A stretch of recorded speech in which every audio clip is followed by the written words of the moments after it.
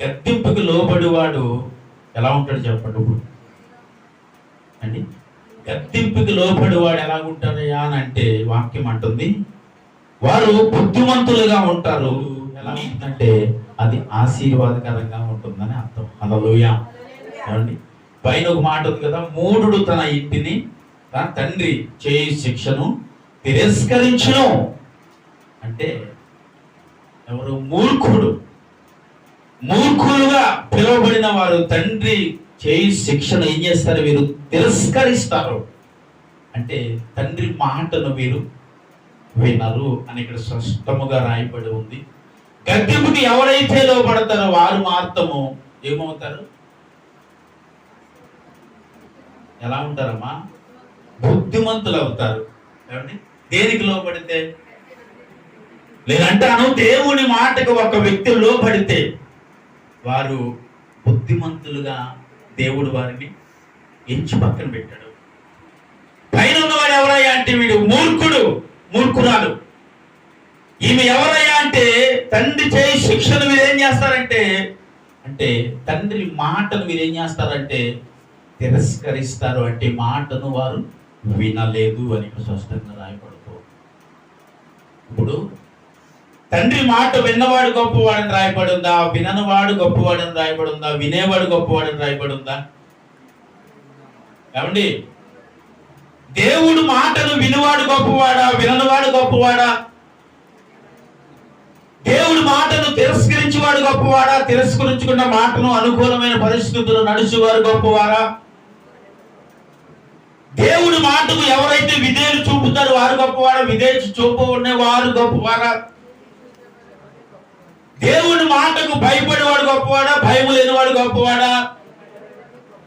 సూత్రం చెప్పాలప్పుడు ఎవరు గొప్పవారన్నారు మీరు?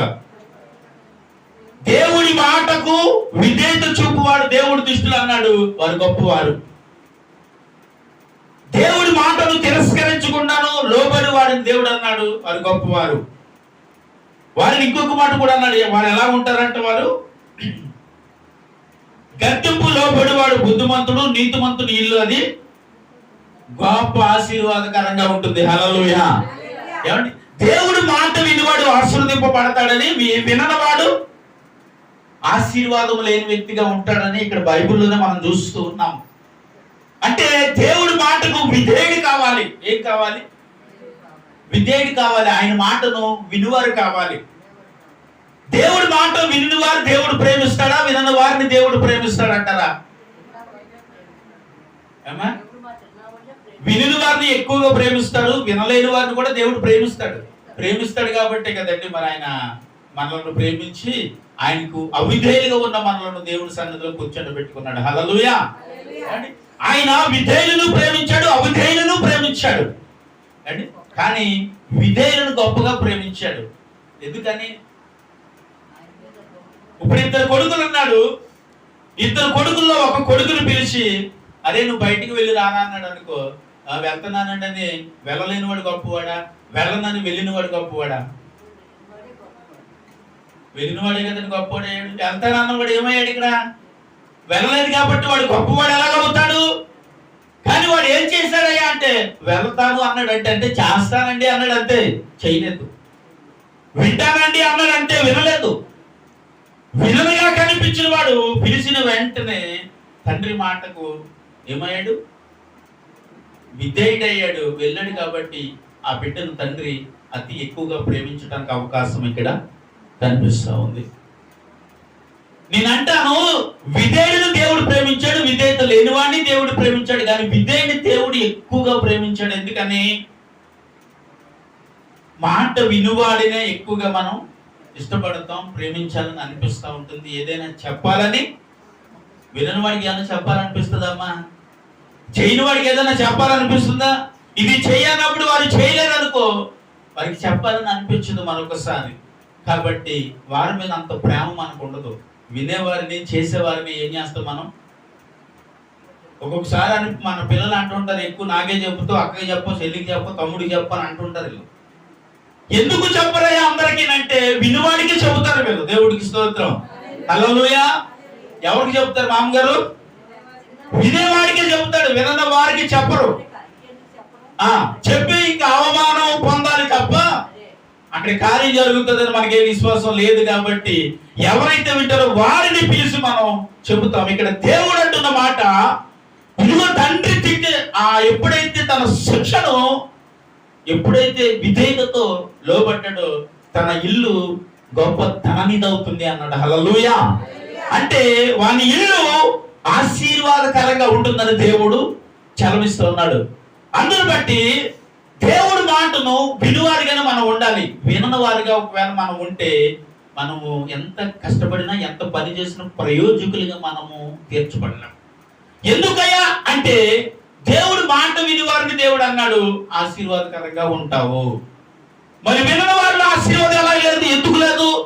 ఎందుకంటే వారు తండ్రి మాటకు వారు విధేయులు కాలేదు కాబట్టి, తండ్రి మాటను వారు వినలేదు కాబట్టి, తండ్రి మాటను వారు చెప్పండి అవిధేయత అయిపోయారు కాబట్టి వారిని తండ్రి అంతగా పట్టించుకోలేదు. ఎలా ఉంటే ఉండని, ఎలా తిరిగితే తిరగని, ఏం చేస్తే చేయని, ఎప్పుడు బాగుపడతాడు అప్పుడే బాగుపడతాడు. ఒక తండ్రి ఏ రీతిగా మాట్లాడగలుగుతాడు, దేవుడు అదే రీతిగా మానవులుగా పిలువబడతాడు. నిన్ను నన్ను పక్కన పెట్టే అవకాశం ఉంది. కానీ దేవుడు చేత విధేయుడిగా నువ్వు పిలువబడితే నీ ఇల్లు ఆశీర్వాదకరం అవుతుంది. స్తోత్రం చెప్పాలి. హల్లెలూయా. ఏమవుతుంది? నీ ఇల్లు ఆశీర్వాదకరంగా ఉంటుంది. అందుకే దావీదు ఒక మాట అంటాడు. చూడండి, దావీదు ఒక మాట అంటాడు. కీర్తనలు 141:5 ఒకసారి తీయండి. కీర్తనలు 141:5. నీతిమంతులు ఇటమ్మా నన్ను కొట్టుట నాకు ఉపకారము, వారు నన్ను గద్దించుట నాకు తైలాభిషేకం. హల్లెలూయా. ఎవరు కొడితే నాకు మంచిది? నీతిమంతులు నన్ను కొట్టినా, వారు నన్ను గద్దించినా చెప్పాలి అది నాకు తైలాభిషేకము అంటున్నాడు. ఈరోజు తిరిగితే తన పిల్లలే పడట్లేదు రోజులు, పరిస్థితులు. ఏమండి, ఇప్పుడు ఒక మనిషి తిట్టినా, ఒక మనిషి ఏదైనా ఒక మాట అన్నా తను అన్నాడు అక్కడ, ఏమంటే మీరు నన్ను కొట్టినా నాకు మంచిదే, తిట్టితే అంతకన్నా మంచిదే, అది నాకు తైలాభిషేకము అన్నాడు. అయితే అక్కడ తిట్టిన వారు కొట్టిన వారు ఎవరని రాయబడి ఉంది? దేవుడికి స్తోత్రం చెప్పాలి. హల్లెలూయా. ఏంటి బయటోడుతో అనట్లేదు ఆయన, ఒక తప్పుడు పని చేసే వ్యక్తి కొరకు మాట్లాడట్లేదు. నీతిమంతుడు నన్ను గద్దించుట నాకు తైలాభిషేకము. హల్లెలూయా. ఏమండి, నీతిమంతుడు నన్ను గద్దిస్తే అది నాకు మేలే, అది నాకు కీడు కాదు. నాకేమవుతుంది? ఎందుకు మేలైందయ్యా నీకు అని అడిగితే వారు మంచి పని చేయమని చెప్పారండి, చేయలేదు కాబట్టి నన్ను వారు గద్దించి ఉన్నారండి. కాబట్టి అది నేను చేస్తే నేను ఏమవుతాను? నీతిమంతుడిని అవుతాను. హల్లెలూయా. హల్లెలూయా. ఎందుకంటే గద్దించింది నీతిమంతుడు, వాడిని కొట్టింది నీతిమంతుడు కాబట్టి వాడు నన్ను కొట్టుట అది నాకు అభిషేకమును, అది నాకేంటి? ఆశీర్వాదకరమును. స్తోత్రం చెప్పాలి. హల్లెలూయా. అందుని బట్టి దేవుడు మనల్ని గద్దించినా, దేవుడు మనల్ని ఏదైనా ఒక మాట అన్నాడు అంటే నిన్ను ప్రేమించి నీ మీద ఉన్న ప్రేమను బట్టి ఆ మాట ఆయన అక్కడ మాట్లాడుతున్నాడు అని అర్థం. హల్లెలూయా చెప్పాలి. దేవుడు మనల్ని ప్రేమించాడు కాబట్టి, దేవుడు మనలను సరైన మార్గములో నడిపించాలని అనుకున్నాడు కాబట్టి ఆయన అనేక సార్లు అనేక మార్లు దేవుడి సన్నిధిలో లేకపోతే పాట ద్వారా లేకపోతే మాట ద్వారా లేకపోతే ప్రార్థన ద్వారా ఎన్నో సార్లు మనల్ని దేవుడు గద్దించాడు. నిన్ను గద్దించాడు, సేవకుడైన నన్ను గద్దించాడు. దేవుడికి స్తోత్రం చెప్పాలండి. హల్లెలూయా. ఏమండి, దేవుడు మనల్ని గద్దించాడంటే ఏమన్నా నేను? మనల్ని దేవుడు ప్రేమించాడు. ఎందుకంటే తాను ఎవరినైతే ప్రేమిస్తాడో వారినే గద్దిస్తాడు. ఆ మాట కూడా చూడండి ఒకసారి. సామెతలు 3:11-12 ఒకసారి చదువుతాం. సామెతలు,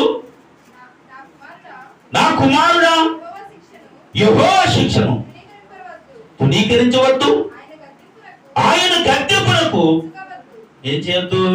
ఇసకవద్దు. తండ్రి తనకు ఇష్టమైన కుమారుణ్ణి గద్దించు రీతిగా యెహోవా ఎవరిని? తాను ప్రేమించు వారిని గద్దించును. చప్పట్లు కొట్టేసరి నా మన మహిమపరచుకోండి. హల్లెలూయా. ఇప్పుడు కుమారుని తన తండ్రి ప్రేమించిన రీతిగా గద్దించాడు కాబట్టి ఇదిగో యెహోవా ఎవరిని గద్దిస్తున్నాడు? తాను ప్రేమించిన వారిని గద్దిస్తున్నాడు. దేవునికి స్తోత్రం. దేవుడు ఎవరిని గద్దించాడంటే తాను ఇష్టపడిన వారిని గద్దించాడు. ఇక్కడ ఇప్పుడు ఇశ్రాయేలు కొరకు మనం ఎన్నోసార్లు వాక్యాన్ని వింటున్నాము. ఎన్నోసార్లు దేవుడు ఆ వారి మీదకి ఆ భయంకరమైన కోపం రావడానికి కారణం ఏంటంటే వారు దేవుడు ఇష్టపడిన ప్రజలు కనుక. స్తోత్రం చెప్పాలి. హల్లెలూయా. దేవుడు ఇష్టపడిన ప్రజలు కాబట్టి వారిని దేవుడు ఏం చేశాడంటే ఏం చేశాడమ్మా? గద్దించాడు. దేవుడు వారిని శిక్షించాడు. వారికి అనేక మార్లు దేవుడు బుద్ధి చెప్పాడు. ఎందుకో తెలుసా? వారు బుద్ధిహీనులుగా ఉండకూడదని. దేవుడికి మహిమ కలుగును గాక. దేవుడు త్రోవల వారు నడవాలని దేవుడు ఉద్దేశించి ఉన్నాడు కాబట్టి దేవుడు వారిని ఏం చేశాడంటే చెప్పాలి, శిక్షించాడు, గద్దించాడు, ఇంకేం చేశాడండి? రక్షించాడు. అనేక మార్లు వారిని రక్షించాడు. ఎందుకంటే వారి మీద ఉన్న ప్రేమను బట్టి. చివరిగా ఏం చదువు? 12వ వచనం చదవమ్మా. తండ్రి తనకి ఇష్టమైన కుమారుని గద్దించిన రీతిగా యెహోవా తాను ప్రేమించిన వారిని గద్దించును. దేవునికి మహిమ కలుగును గాక. హల్లెలూయా. అంటే ఇదిగో దేవుడు నిన్ను నన్ను గద్దించాడు అంటే గద్దింపుకు లోబడివాడు. చెప్పాలి, గద్దింపుకు లోబడివాడు వాడు ధన్యుడు అని దేవుడు వాక్యమే సెలవిస్తా ఉంది. దేనికి లోబడాలి? గద్దింపుకు లోబడాలి. అంటే దేవుని మాటకు మనం లోబడాలి. దేవుని మాటకు మనం భయపడి బ్రతకాలి. అంటే లోకంలో వారు బ్రతికినట్లుగా మనం బ్రతకకూడదు. అలా బ్రతకడానికి దేవుడు నిన్ను నన్ను ఇష్టపడలేదు కాబట్టి ఆయన నిన్ను నన్ను ప్రేమించాడు కాబట్టి ఆయన సన్నిధిలోకి తీసుకొచ్చి ప్రతిరోజు ప్రతి వారము దేవుడి వాక్యము చేత మనల్ని గద్దించి మనం పొరపాట్లు పాపులను తప్పులోకి వెళ్ళిపోకుండా మనం ప్రతిరోజు మనం ఏం చేస్తా ఉంటాడంటే ఆయన మనల్ని గద్దిస్తూ సరైన మార్గంలో ప్రభు నిన్ను నన్ను నడిపించాలనుకుంటున్నాడు. తాను శిక్షను గద్దించిన వాడు. ఒకవేళ చూడు, చదవండి ఒకసారి 13-18 చదవండి. గద్దింపును లక్ష్య పెట్టేవాడు ఘనత నందునని వాక్యము సెలవిస్తా ఉంది. 13:18 శిక్షను ఉపేక్షించువానికి అవమానమును దరిద్రమును ప్రాప్తించును. గద్దింపును లక్ష్య పెట్టువాడికి ఏమి నందును? ఘనత నందును. దేవుడికి స్తోత్రం చెప్పాలి. ఇక్కడ ఇద్దరు కనిపించారు ఇప్పుడు మనకి. పైన వాడు ఎవడు? చదవండి. శిక్షను విడిన వాడికి అవమానమును దారిద్రమును ఏమొచ్చినాయండి వీరికి? దేవుడి మాట వినలేదు, దేవుడి మాటను తిరస్కరించారు, దేవుడి మాటకు అవిధేయులయ్యారు కాబట్టి వారికి ఏమొచ్చిందంటే అవమానం వచ్చింది. అంటే రెండవదిగా వారికి దరిద్రత వచ్చింది. కానీ దేవుడి మాటను విని వాడికి ఏమొచ్చింది ఇక్కడ అంటే ఘనత నొంది ఉన్నాడని దేవుడు వాక్యం సెలవిస్తుంది. హల్లెలూయా. ఏమంటే ఏమొచ్చింది? దేవుడి మాట విన్నవాడికి ఇక్కడ ఘనత. అంటే ప్రతి విషయంలో ఆ మనిషికి ఘనతను దేవుడు ఇచ్చారు. అంటే ఆత్మీయ జీవితంలోనా, ప్రార్థన అనుభవంలోనా, వాక్యానుసారమైన జీవితంలోనా, లోకంలో నువ్వు బ్రతికే బ్రతుకులోనా, ఏ విషయంలో నీకు ఘనత దేవుడు ఇచ్చాడు అంటే ఈ ప్రతి విషయంలో దేవుడు నీకు ఘనత ఇచ్చాడు. ఎందుకు తెలుసా? ఆయన గద్దింపుకు నువ్వు లోబడ్డావు, భయపడ్డావు, విశ్వాసముతో ఆయన ఎదుట నువ్వు సాగిలు పడి బ్రతుకుతున్నావు కాబట్టి దేవుడు నీకు ఘనతనే ఇచ్చాడు. దేవుడికి మహిమ కలుగును గాక. ఘనతని ఇవ్వటం అంటే మనకు అనిపిస్తూ ఉంటది లోకంలో బ్రతికిన బ్రతుకును దేవుడి సన్నిధిలోకి వచ్చిన తర్వాత మనం బ్రతికే బ్రతుకును చూసి ఆ ఘనత ఇతరులు చెప్తుంటే చూస్తే నీకు అర్థమైపోతూ ఉంటది. అవునా కదంటారా అండి? వీళ్ళు దేవుడిని నమ్ముకుని దేవుడిని అంగీకరించిన తర్వాత వీళ్ళ బ్రతుకు ఎంత బాగుందండి, వీళ్ళ కుటుంబం ఎంత బాగుందండి, ఈ కుటుంబం ఎంత ఆశీర్వాదకరంగా ఉందండి, దేవుడి సన్నిధిలో ఎంత ఘనతగా ఈ కుటుంబం వర్ధిల్లుతుందని చెప్పేటప్పుడు నిన్ను చూసి దేవుడు ఆనందించే విధానము ఈ వాక్యంలో కనిపిస్తా ఉంది. అంటే ఆలోచన చేయండి. దేవుని మాట అంటుంది కదా, గద్దెంపునకు వినాలి, లోబడాలి, అప్పుడే నీకు ఆ ఘనత కలుగుతుంది. దేవుడికి స్తోత్రం. హల్లెలూయా.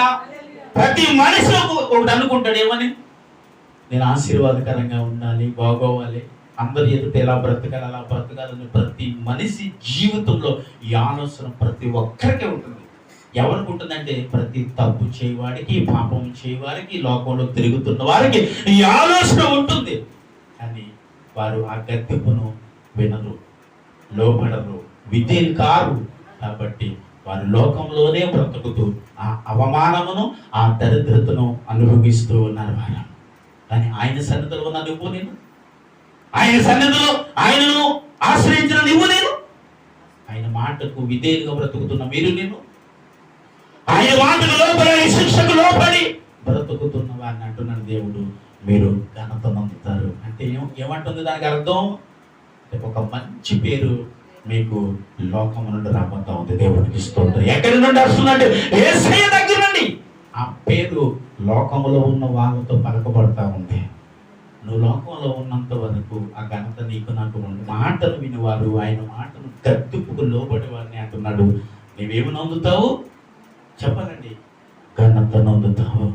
అంటే తండ్రి మాటను విన్న బిడ్డలు ఎలాగైతే ఒక మంచి పేరును, ఒక మంచి ఉన్నతమైన స్థితిలోనికి వెళ్తారో చూడండి. మాట వినలేని బిడ్డలు కూడా మనం చూస్తూ ఉంటాం. వాళ్ళు లోకంలో బ్రతుకుతూ ఉంటారు. వాళ్ళు చూసి తల్లిదండ్రులు ఏడుస్తూ ఉంటారు. అంటే నేను అంటాను, వారు తల్లిదండ్రులకు విధేయులు కాలేదు అంటే దేవుణ్ణి వారు తిరస్కరించిన వారు అని వాక్యం అంటుంది. చూసారు, తల్లిదండ్రుల మాటకు లోబడేవాడు అంటే ఇక్కడ తల్లిదండ్రుల మాటకు లోబడ్డాడని యెహోవా వారిని ఏం చేశాడు? ఒక ఘనమైన స్థితిలో నిలబెట్టాడు అని వాక్యము. ఎలాంటి వారికి ఘనత వచ్చిందంటే ఆయన శిక్షకు విధేయులు అయిన వారే, ఆయన మాటకు లోబడిన వారు, ఆయన గద్దెంపుకు అంటే ఆయన గద్దెంపును కూడా అసహించుకున్నవారు కూడా ఉన్నారు ఇక్కడ. అంటే లోకంలో మనం బ్రతికేటప్పుడు ఆయన గద్దెంపును మనం అసహించుకున్నాం, ఆయన అసహించుకుని బ్రతికాం. అలాంటి వాళ్ళకి కూడా ఏమి లేదు ఇక్కడ. చూడండి, ఆ మాటను కూడా మీకు చూపిస్తాను. సామెతల గ్రంథము 1వ అధ్యాయంలో ఉంది. 1వ అధ్యాయం 29-30 చదవండి. ఇప్పుడు ఏంటి చెప్పండి? జ్ఞానము వారికి అసహ్యమాయను, యెహోవా యందు భయభక్తులు కలిగి ఉండుట వారికి ఇష్టము లేకపోయేను, నా ఆలోచన విననల్లకపోయేది, నా గద్దెంపును వారు కేవలము ఏం చేశారంటే తృణీకరించిరి. కాబట్టి వారి తమ ప్రవర్తన ఫలము అనుభవించదురు. దేవుడికి స్తోత్రం చెప్పాలి. మీరేం చేయలేదు చెప్పండి? జ్ఞానము వారికి అసహ్యమాయను అంటే యేసు క్రీస్తు ప్రభు ఈ లోకానికి జ్ఞానం అని చెప్తూ ఉంటాను కదా. అంటే యేసయ్య వారికి ఏమయ్యాడని అంటుందంటే అసహ్యమాయను. దేవుడు గద్దెంపుకు వారు ఏమాత్రము వారు వినలేదు. కాబట్టి కిందకు వచ్చినప్పుడు ఏమన్నాడమ్మా అక్కడ? కేవలము వారు ఏం చేశారు? తునీకరించారు. ఎవరు గద్దెంపునండి? దేవుని గద్దెంపుని వారు తునీకరించారు. ఊరుకోండి, ఆయన చెప్తే మనం వినడం ఏంటి? ఆయన మనల్ని గద్దించడం ఏంటి? ఆయన మనల్ని అనటం ఏంటి? వీరికి గద్దెంపు ఏమైందంటే అసహ్యమాయను. అంటే ఇటు వారిని దేవుడు అంటున్నాడు, వారి అవమానమును దరిద్రతను వారు పొందుకొని ఉన్నారు. హల్లెలూయా. అంటే దేవుని మాటకు విధేయుడై మాత్రము ప్రతికి వాడి దేవుడు ఏమన్నాడు? ఇప్పుడు వాని ఇల్లు ఆశీర్వాదకరముగా ఉంది. స్తోత్రం చెప్పాలి. వాని ఇల్లు ఎలాగుంది? ఎవరు వీళ్ళు? దేవుడి గద్దెంపుకు విధేయుడైన వాడు, లోబడిన వాడును అట్టి వానికి దేవుడు అంటున్నాడు, నువ్వు ఘనత నొందిన వాడివి. చూడండి, ఆ మాట మరొకసారి మనం చదువుతాము. 13-18. గద్దెంపును లక్ష్య పెట్టువాడు ఏమయ్యాడు? ఘనత నొందును. కిందకి పైన చదవాలి. ఇంకా శిక్షను ఉపేక్షించువాడు అవమానము దారిద్రతను వారికి వచ్చును. కానీ గద్దెంపును లక్ష్య పెట్టుబడి మాత్రం ఒక ఘనమైన స్థితిలో నిలవబడ్డాడంటే దేవునికి స్తోత్రం. హల్లెలూయా. కాబట్టి దేవుడి నోటి నుంచి వచ్చే ప్రతి మాటకు మనము విధేయులు కావాలి. మనకు ఏం కావాలి? విధేయులము కావాలి, లోబడాలి. ఆ మాటలు విని ఆ మాటకు భయపడి నువ్వు బ్రతికితే దేవుడు అంటున్నాడు, నిన్ను ఒక ఘనమైన కార్యమును నేను చేస్తా ఉన్నాను. హల్లెలూయా. ఒక ఘనమైన వ్యక్తిగా నిన్ను చేస్తాను. హల్లెలూయా. ఒక ఉన్నతమైన స్థానంలో నిన్ను నిలబెడతాను. హల్లెలూయా. అయ్యా ఎప్పుడు నిలబెడతావు అంటే ఆయన గద్దింపును నువ్వు ఏం చేయాలి? వినప్పుడు. వినలేనప్పుడు కాదు, విన్నప్పుడు. ఆయన మాటకు మనము నేను విధేయత కలిగి ఉన్నప్పుడు ఆయన గద్దింపును మనము ఏం చేయాలి? లక్ష్య పెట్టాలని. అంటే లక్ష్య పెట్టిన వాడు ఏమన్నాడు? మొదటి వచనంలో 15వ అధ్యాయం 5వ వచనంలో ఏమన్నాడు? మూఢుడు తన తండ్రి చేయి శిక్షను తిరస్కరించాడు. అంటే మూఢుడు అంటే చెప్పాను కదా, ఎవరు మీరు? మూర్ఖులు. ఎవరు శిక్షను ధృవీకరించారు? తండ్రి శిక్షను వారు వెళ్ళలేదు కాబట్టి వారిని దేవుడు ఏమన్నాడు? చదువు తల్లి కింద తెలిసాడు. గద్దింపునకు లోబడివాడు బుద్ధిమంతుడవుతాడు. చాలమ్మా. ఇప్పుడు లోబడేవాడు దేవుడు బుద్ధిమంతుడు అన్నాడు, లోబడలేని వాడి దేవుడు ఏమన్నాడు? మూర్ఖుడు అని ఎవడన్నాడు? మా పాస్టర్ గారు అన్నాడు. ఎవరన్నారండి? దేవుడి లేఖనం నుండి మాట్లాడుతున్న మాట ఏంటంటే, మాట వినేవాళ్ళని దేవుడు అన్నాడు బుద్ధిమంతులు అవుతారు, వినని వారు మాత్రం వారు మూర్ఖులు అవుతారు అని వాక్యం చదివిస్తాం. దేవుడి మాటను మనం వింటున్నామా, వినట్లేదా? దేవుడి మాటను వింటున్నారు కాబట్టి మీరు ఘనత పొందుతారు. దేవుడికి స్తోత్రం. హల్లెలూయా. మరి వినని వారైతే వారిని దేవుడు మూర్ఖులుగా ఇచ్చాడు, వినేవారిని బుద్ధిమంతులుగా ఇచ్చాడు. ఎక్కడున్నారు ఇప్పుడు మనం? మనం ఎక్కడ ఉందాం? యేసు గారు మాట వినేవారు గుంపులో ఉందామా, వినని వారు గుంపులో ఉందామా? అంటే వినని వారు గుంపులో వచ్చేదాన్ని వినే గుంపులోకి వచ్చామని చెప్పాలి మీరు. దేవుడికి స్తోత్రం. వినని వారి గుంపులు అంటే ఎప్పుడయ్యా అంటే లోకంలో బ్రతికినప్పుడు, లోకంలో జీవించినప్పుడు, లోకస్తులతో మన సహవాసాన్ని కొనసాగించినప్పుడు మాటను వినని వారిగా బ్రతికాము. ఆయనను అంగీకరించి ఆయన సన్నిధిలోకి వచ్చి ఆయన గద్దెంపుకు లోబడ్డాము కాబట్టి ఇప్పుడు ఆయనకి ఇష్టమైన వాడికి నువ్వు బ్రతుకు కాబట్టి నేను ఇష్టమైన కుమారుని ఎలా అయితే తన తండ్రి గద్దిస్తాడు, యెహోవా తన ఇష్టము పడిన వారిని దేవుడు అంటున్నాడు నేను గద్దిస్తున్నాను ఆమె. హల్లెలూయా. దేవుడు నిన్ను గద్దించాడు ఎందుకంటే నేను ఇష్టపడ్డాడు కాబట్టి. అయ్యా ఎందుకు గద్దించావు అడిగితే, నా కుమార్తె ఇలా ఉండాలి, నా కుమార్తె ఇలా ఉండాలి. ఎలా ఉండాలి అని అడిగితే, నాలా నీతిగా బ్రతకాలి, నా కొరకు బ్రతకాలి, దేవుడి కొరకు బ్రతకాలి, దేవుడి కొరకు జీవించాలి, లోకాన్ని విడిచి బ్రతకాలి, లోక ఆశను విడిచి బ్రతకాలి, లోకంలో ఉన్న లోక సంబంధమైన అన్ని విడిచి ఆత్మ సంబంధ వ్యక్తిగా నేను బ్రతికినట్టు నా కొరకు బ్రతకాలి అని దేవుడు ఉద్దేశించి ఈ మాటలు మనకు తెలియజేస్తున్నాడు. అయితే ఇప్పుడు వరకు మనం లోకంలోనే బ్రతుకుంటాం. లోకాన్ని విడిచి వచ్చిన తర్వాత ఆయన గద్దెంపును ఎప్పుడైతే విన్నామో, లోబడ్డామో, అప్పుడు దేని విడిచి వచ్చాం మనం? చెప్పనండి. లోకాన్ని విడిచి వచ్చాం. దేన్ని విడిచి వచ్చాం? లోకాన్ని విడిచి వచ్చాం. లోకాన్ని విడిచి వచ్చాం కాబట్టి ఆయన అంటున్నమాట, ఆ గద్దెంపుకు లోబడివాడు ఘనత నొందుతాడు, తన ఇల్లు ఆశీర్వాదకరముగా ఉంటుంది. దేవుడికి ఇస్తున్నాడు. ఇప్పుడు ఎందుకు ఆ మాట అంటున్నాడంటే, దేవుని యందు భయభక్తులు కలిగి ఉన్న వాడిని దేవుడు అన్నాడు ఇలాగ ఆశీర్వదింపబడతాడు అన్నాడు కదా. అంటే ఆయన గద్దెంపుకు లోబడేవాడిని దేవుడు ఏమన్నాడు? ఆశీర్వదిస్తాను అన్నాడు కదా. మరి తన గద్దెంపును నీవు నేను వింటే ఎలా ఉంటామండి? ఆశీర్వాదకరంగానే ఉంటాం. ఎక్కడ? లోకంలో దేవుడి సన్నిధిలో అనేకులు ఎదుట, మీ బంధువులు ఎదుట, మీ స్నేహితులు ఎదుట, అందరూ ఎదుట ఒక ఉన్నతమైన స్థానంలో నిలవబడతాను. దేవుడికి స్తోత్రం చెప్పాలి. హల్లెలూయా. అయ్యా ఎప్పుడైనా నిలవబడతామంటే లోక సంబంధమైన వాటిని విడిచి ఆత్మ సంబంధమైన తండ్రి గద్దెంపుకి లోబడి ఆయన సన్నిధిలో విధేయతగా నువ్వు బ్రతికినప్పుడు. ఎప్పుడంటే బ్రతకటం అంటే రెండు రకాల బ్రతుకు. ఏంటిది? ఆత్మ సంబంధమైన బ్రతికేది. ఏం సంబంధమైన బ్రతికండి? ఇప్పుడు వరకు శరీర సంబంధమైన బ్రతుకులో బ్రతికాము కాబట్టి అవిధేయులుగా లోకములో బ్రతికాం, అవిధేయులుగా లోకములో జీవించాం, అవిధేయులుగా లోక పాపములో పడిపోయాం. కానీ ఇది ఆత్మ సంబంధమైన ప్రేమ, ఆత్మ సంబంధమైన తండ్రి నిన్ను నన్ను తన ఆత్మతో నిన్ను గద్దించి నిన్ను నన్ను సరి చేస్తున్నాడు. దేవుడికి స్తోత్రం. హల్లెలూయా. ఆత్మ సంబంధమైన గద్దింపుకి ఆత్మతో నువ్వు వినగలిగితేనే లోపడగలవు. లోక సంబంధమైన ఆశలతో కోరికలతో మనం విన్నామనుకో, లోపల ప్రభుకి జీవించాం. ఏసైకి లోబడి మనం బ్రతకలేము. ఆయనకి అవిధేయులే అవుతాం, కానీ విధేయులు కాలేము. విధేయులు కావాలంటే ఆత్మ సంబంధమైన వ్యక్తిగా, ఏ వ్యక్తిగా? ఆత్మ సంబంధమైన వ్యక్తిగా, ఆత్మ సంబంధమైన గద్దెంపుకి లోబడినప్పుడు ఆయన అంటాడు, నీ ఇల్లు ఆశీర్వాదకరంగా. ఆత్మ సంబంధమైన ఆ లోబడే జీవితం నీలో ఉన్నప్పుడు తను అంటున్నాడు, నిన్ను ఆత్మతోనే గద్దిస్తున్నా. వేరుతో గద్దిస్తున్నా,